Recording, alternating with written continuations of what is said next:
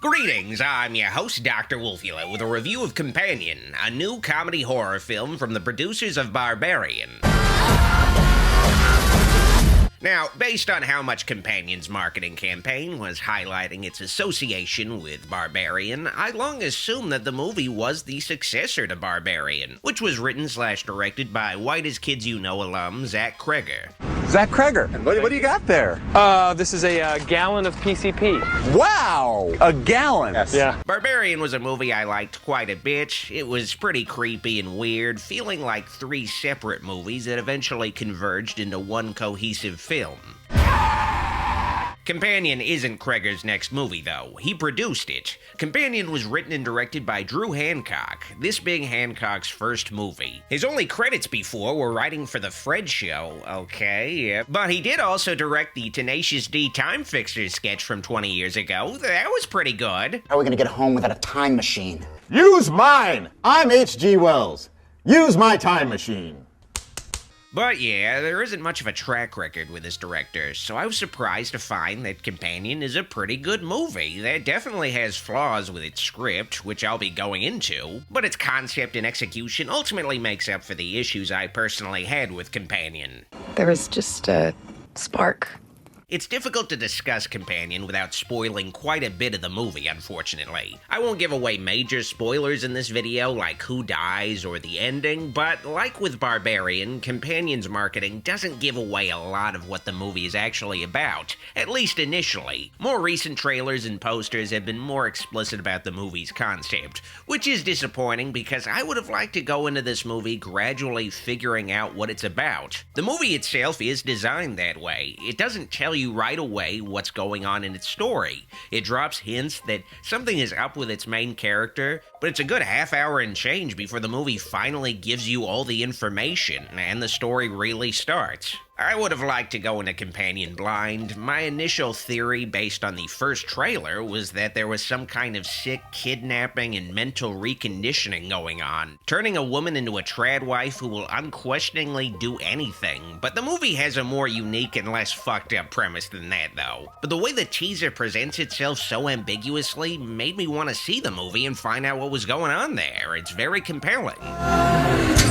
But then I saw the second trailer before Wolfman, and it basically reveals the movie's secret, and I would have liked to have it be revealed while watching the movie and maybe try to piece it together myself, because revealing that info in the trailer also made a lot of other things in the movie predictable, unfortunately. I was just waiting for the movie to finally reveal them.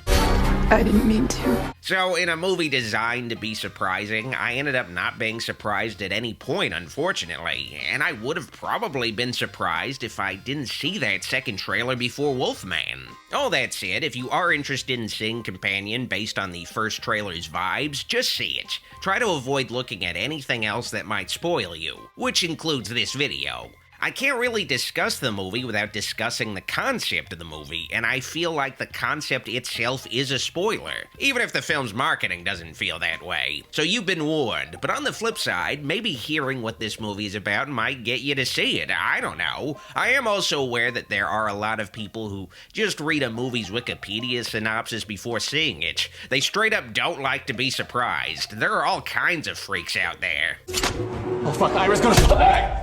Now, before I go into my Companion review, I just want to give a shout out to my sponsor, me. Pledge to my Patreon today to support the channel, and you'll also get access to weekly movie nights every Sunday and archive commentaries if you miss the movie nights live. Just $5 a month to get a movie night every week. Here are the movies I'll be streaming next Sunday.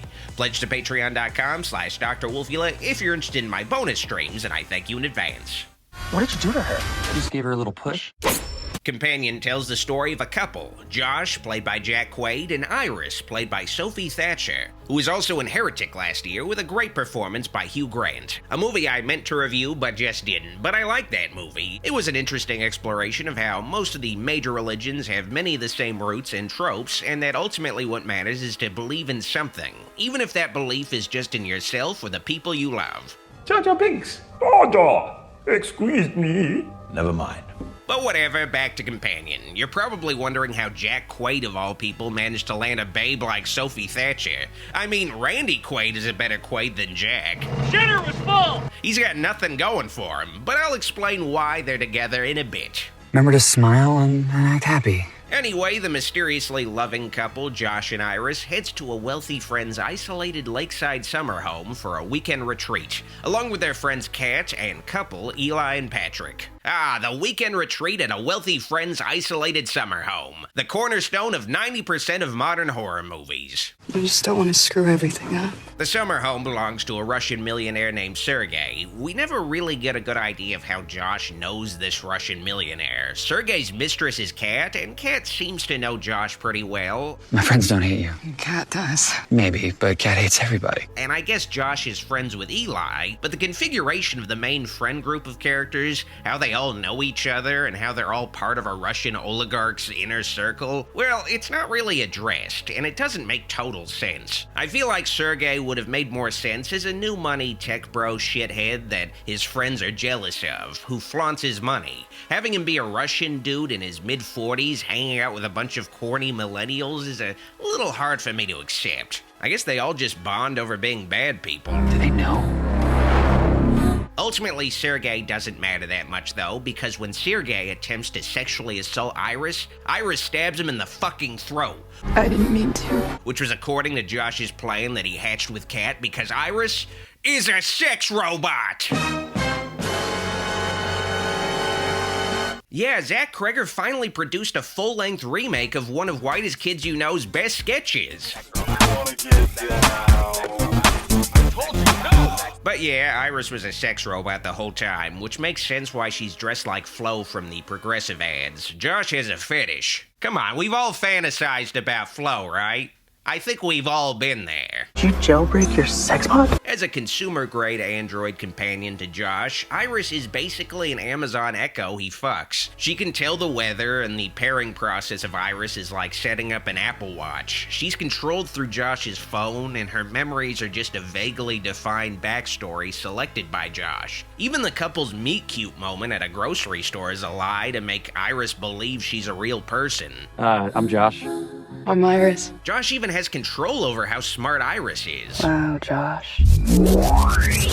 Iris is, of course, a commentary on where technology is taking us, but Iris also represents the objectification of women. I mean, she's literally an object, but she also demonstrates how women are treated by a lot of men as a status symbol, an accessory. Josh's relationship with Iris is shown to be extremely shallow. She deeply cares for Josh, but all Josh cares about from his relationship with Iris is fucking her. When she wants to talk after, he just tells her to go to sleep. I'm so glad we did this. The androids are designed with safeguards in their programming to prevent them from causing harm. Iris shouldn't have been able to kill Sergei, but Josh mods Iris so that she's able to defend herself. It's like Josh is setting up custom firmware on his Nintendo Wii. Did you jailbreak your sex bot? Companion's vision of the future is pretty modest. The only real difference from today is more sophisticated self-driving cars and realistic human androids, and how the characters in the movie interact with this technology feels familiar, like how you'd operate a smart speaker or any other tech accessory today. This was not part of the plan. Josh set up Iris to murk Sergei, so Josh and Kat could rob Sergei of $12 million, but Josh, out of misguided sentimentality towards a fuck robot he could easily replace, well,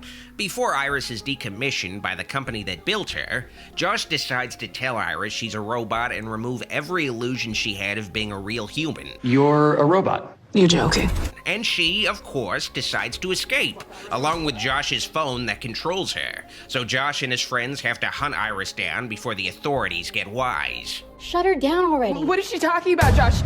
Josh telling Iris she's human is just so the movie can happen, though. Companion admittedly has an idiot plot. It's contingent on the antagonistic characters making stupid choices so the story can keep going. And Jack Quaid's Josh is consistently shown throughout the film to be the dumbest dude alive. Josh has multiple opportunities to have some level of control over the situation, especially since he gets increasingly desperate as the film goes along. He could try factory resetting Iris. It's something that Josh does to another android, but Josh doesn't try to do that on Iris because if he did, the movie would be over. Eli, Iris is spitting you on the phone. Characters being stupid, especially characters we don't like being stupid, isn't a plot hole necessarily, and the movie is supposed to be a comedy to a certain degree. But when the thread of a movie is so incompetent, the narrative of Companion can feel manufactured, like Iris herself. It'll get to a point where it'll seem like the writer is just forcing things to happen instead of coming up with satisfying explanations for them happening. Again, I like the movie overall, but a lot of frustrating moments did have me rolling my eyes at points. Like, really? They're that stupid? Really? Okay then.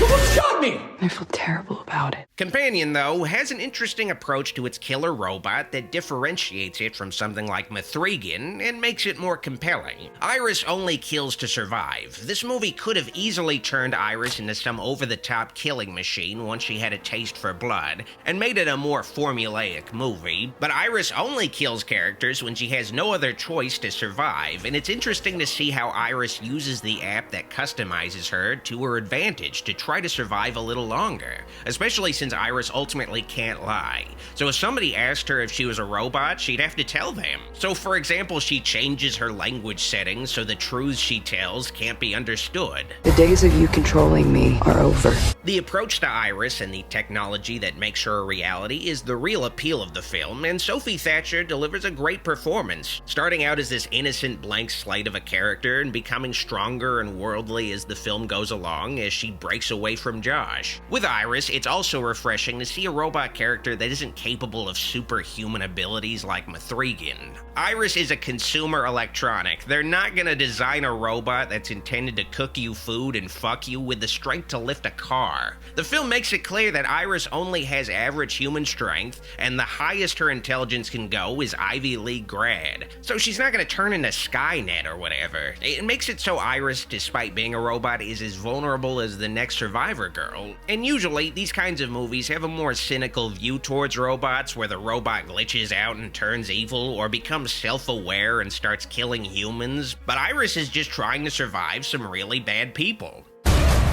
Admittedly, though, I never cared that much about Iris living or dying. Even by the end of the film, I wasn't really convinced she was more than just a glorified Amazon Echo that looks like a babe.